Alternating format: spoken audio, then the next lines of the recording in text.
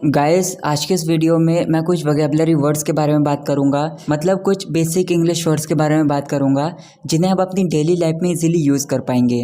तो चलिए guys, video को स्टार्ट करते हैं।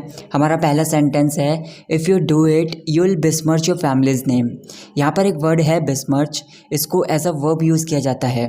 इसका मतलब होता है कि किसी की इज्जत की धज्जियाँ उड़ा देना या फिर किसी की इज्जत पर कीचड़ उछाल देना। तो मतलब ऐसे सेंस में इसको यूज़ कर सकते हैं। तो यहाँ पर ये बोला जा रहा है, अगर तुम ये करोगे तो तुम अपने माता पिता के नाम पर कीचड़ उछाल दोगे या फिर अपने माता पिता की इज्जत की धज्जियाँ उड़ा दोगे। नेक्स्ट मैं बात करूँगा, despite his earnest efforts he could not find job.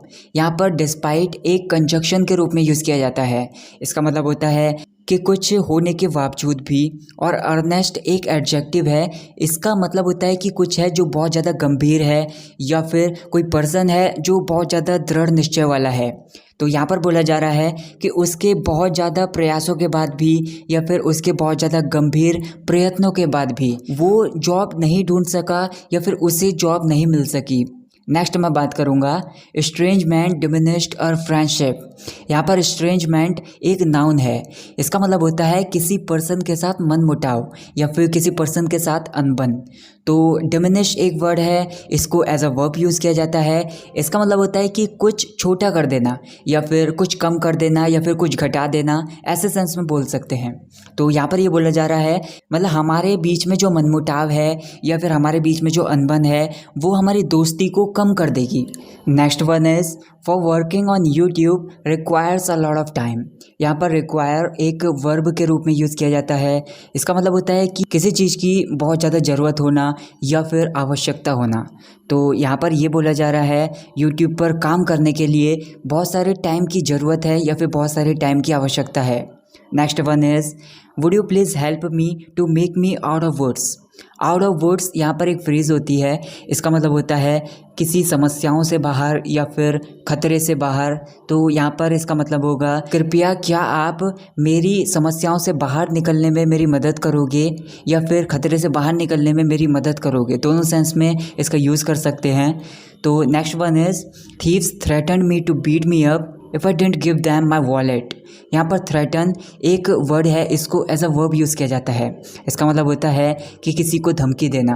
तो बीट अप एक फ्रेजल वर्ब है। इसका मतलब होता है कि किसी को बुरी तरह से मारना या फिर किसी को बुरी तरह से पीटना, ऐसे सेंस में बोल सकते हैं।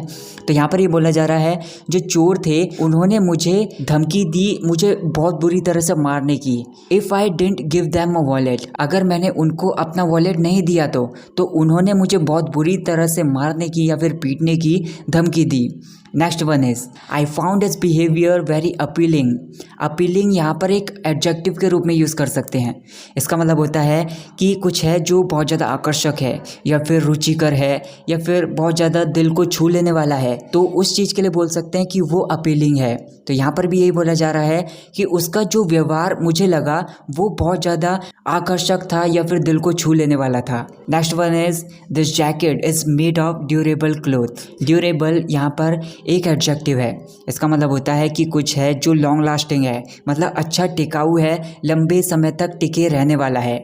तो यहाँ पर ये बोला जा रहा है, जो इस जैकेट का कपड़ा है वो लंबे समय तक टिके रहने वाला है या फिर ये जो जैकेट है ये लंबे समय तक टिके रहने वाले कपड़े से बनी हुई है। नेक्स्ट मैं बात करूँगा, I don't know what exactly you want from me. यहाँ पर डोंट नो का कॉन्ट्रैक्शन है। इसका मतलब होता है कि नहीं पता या फिर आप बोल सकते हैं मैं नहीं जानता। एग्जैक्टली एक एडवर्ब है, इसको हम इस सेंस में बोल सकते हैं बिल्कुल या फिर एकदम या फिर ठीक, इस सेंस में भी बोल सकते हैं। तो यहाँ पर इस लाइन का सिंपली मतलब होगा कि मैं नहीं जानता या फिर मुझे नहीं पता कि तुम ठीक मुझसे क्या चाहते हो या फिर एकदम तुम मुझसे क्या चाहते हो, मुझे नहीं पता इस बारे में। Next one is, he is a Goofy kind of person. Goofy यहाँ पर एक एडजेक्टिव है।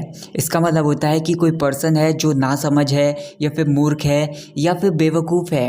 तो यहाँ पर ये सिंपली बोला जा रहा है कि वो जो है वो एक नासमझ तरीके का इंसान है या फिर बेवकूफ़ तरीके का इंसान है। Next one is, water is dribbling out from the tap.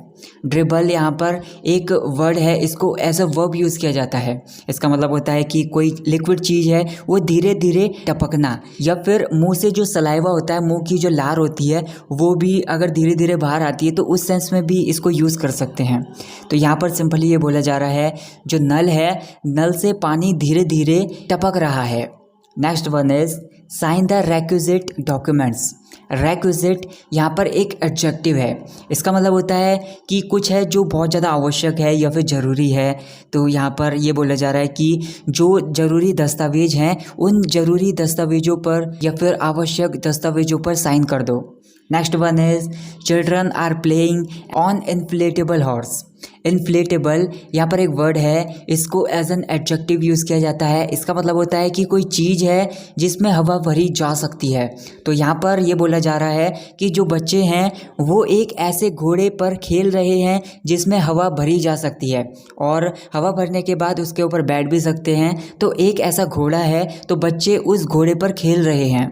Next one is how could you come here so early, you must have had a heavy foot. यहाँ पर हैव अ हैवी फूट एक इडियम है।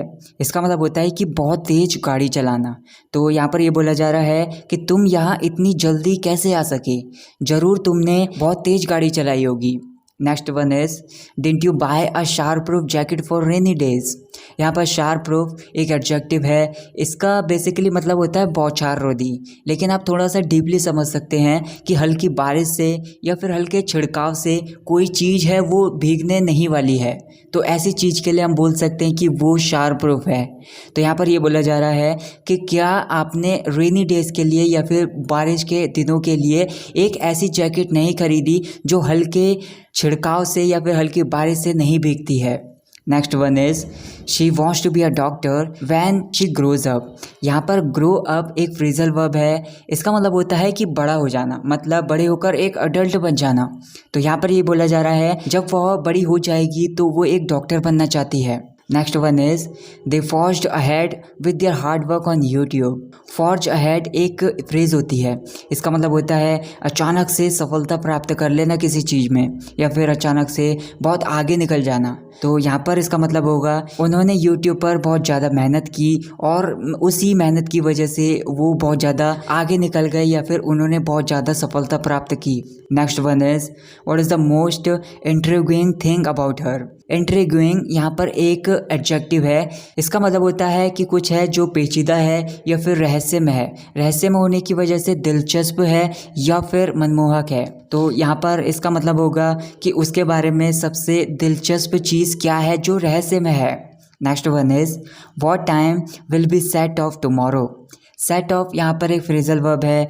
इसका मतलब होता है कि कहीं की यात्रा शुरू करना या फिर कहीं जाने की जो प्लानिंग की आपने की है तो उसकी यात्रा शुरू करना, उसकी ट्रिप शुरू करना। तो यहाँ पर ये बोलना जा रहा है कि कल हम यात्रा के लिए कितने बजे निकलेंगे।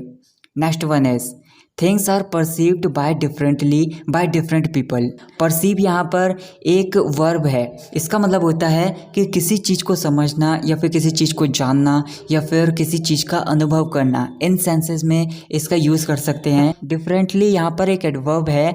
इसका मतलब होता है अलग तरीके से या फिर अलग ढंग से।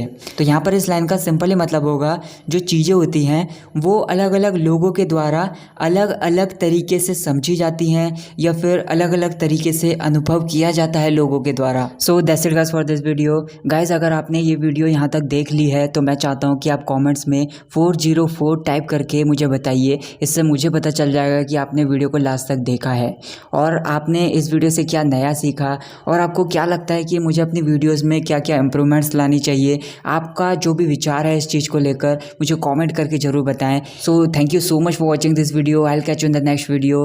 Take care.